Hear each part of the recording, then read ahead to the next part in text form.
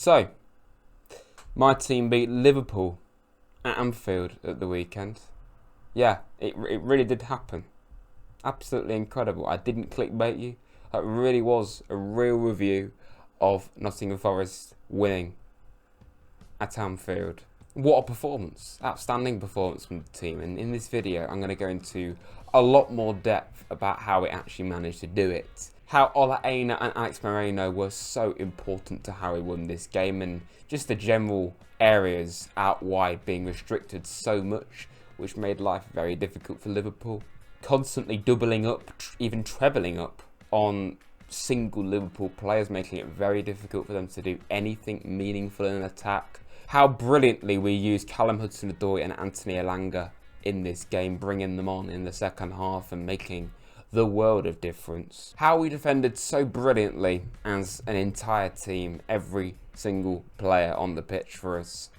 Just frustrating the hell out of Liverpool, not more than Ryan Yates. Of course, Forest have Danilo and now Ibrahim Sangara out injured for seemingly quite a while. We know that for sure about Danilo, but Sangara could be a while too.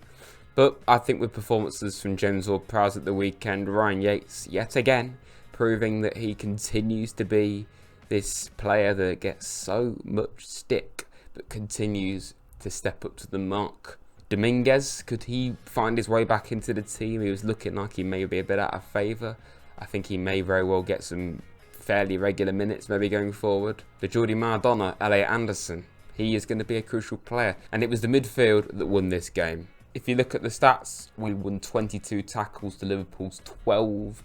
They committed 15 fouls to 6, so all this rubbish that Liverpool fans have been giving Ryan Yates, you actually committed, well, over double the fouls that we committed on you. Very, very, very impressive performance. Let's dive into it, not literally. So, let's take a closer look at this game and proof, if proof was needed, that this was no fluke whatsoever. This was totally deserved. And it really was the definition of a masterclass from Nuno and the whole team. And I think straight away, looking at the lineup, it suggested that we were going to be setting up quite defensively. I think a lot of people thought it would be a back three. It wasn't. If Willy Bolly was fit, I do feel we probably would have played a back three. Would we have got the same result? I mean, I think we probably would have done, but that's besides the point. Instead of a back three, we had the regular back four, and then basically another bank of four in front of that, plus two attackers who, in the first half, were quite isolated, and there isn't really much at all that they did in the whole first half in terms of attacking. There was times in this game where we had every single player in our own penalty box defending. But I want to first of all highlight particularly not just the wide areas in general, but Ola Aina and Alex Moreno. These two in particular.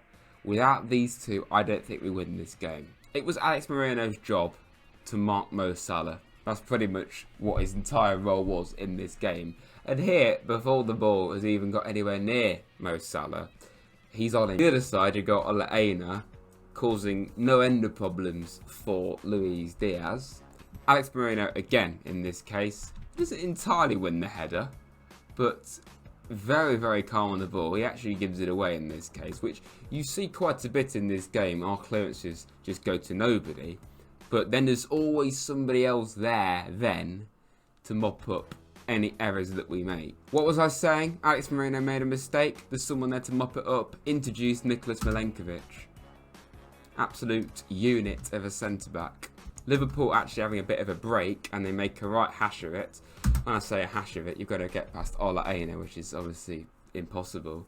In this case, Alex Moreno, I think he doesn't win it, but don't worry, he'll get it back. It's fine. And you've got Matt Sells. I don't really highlight Matt Sells in this video, to be honest, but credit to him where credit's due.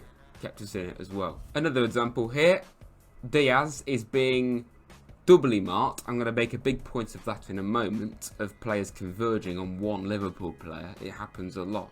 Plays it into the middle, and it's fine because Yates is there this time. Yatesy, in this case, not really doing what Moreno or Aina do, but just, you know, causing a right old nuisance, basically. So just pausing this match of the day like analysis for a moment, I'm sure it's a lot better than what Alan Shearer could ever do. Definitely Danny Murphy. If you are enjoying this video, then please hit the like button, subscribe to Rads if you're new. It really goes a very long way. But of course, we've got this week's sponsors to talk about too. I'm talking, of course, about the people at Football Prizes.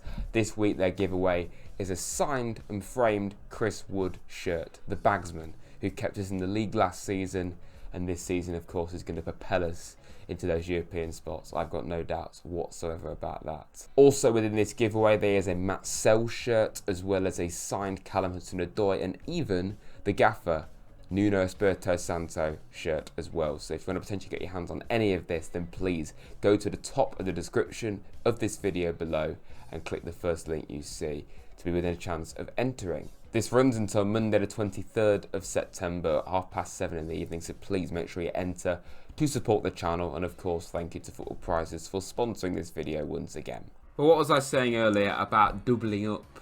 This is something we were doing an awful lot and making it very difficult for Liverpool. Again, particularly wide areas was an area that we noticed this happen a lot. So again, you've got Diaz on the ball. There's at least 3 Forest players in there, and you could count Ward-Prowse, who's in the penalty box. But Liverpool constantly being forced to just have to pass it sideways or pass it backwards. Not what they'd want to be doing. Oh, they've got to the right-hand side. Tough luck, because you've got to go up against Alex Moreno now, Mo. He kind of did him there, but it's fine. You've got Matt Sells. But I hope you see what the point is here. Liverpool being heavily restricted and having to just pass around where they don't want to be passing the ball. Sideways, backwards, because we're forcing the ball backwards. Again, there's like 4 Forest players now, all watching it. More than that, really. The whole penalty box. But there's these 4 in particular that are all kind of, well, heavily restricting the path of Salah. So what on earth can he do in this situation? But what does Salah do in this situation, really? Well, all he can do is just kind of put in a really bad ball and it goes over everybody. I don't want to repeat myself too much, but I just find this incredible how he managed to keep this up for the whole game. And even when he did make a mistake there, I think that was Morato, again, immediately just making it still very difficult for them to be broken down. It's really impressive. Now, before we introduced Callum Hudson-Odoi and Anthony Elanga, we were really restricted going forward, and that's why I've not really shown you any attacking clips so far, because there just wasn't really anything. It was just Chris Wood being isolated, just like we were doing to Liverpool, really. And then there was no one really to go to, besides maybe Dominguez or Anderson, but they were basically an extra set of defenders.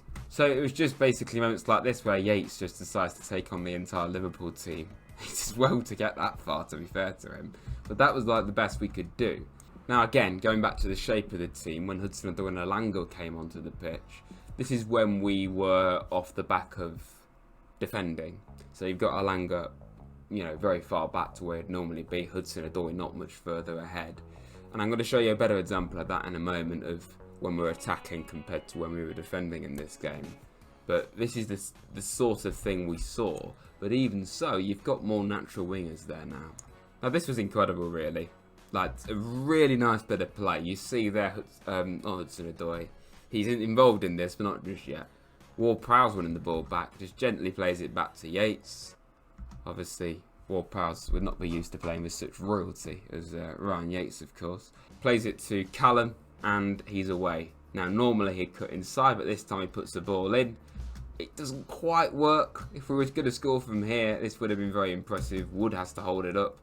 Some really good bit of play here, but the finish just wasn't there.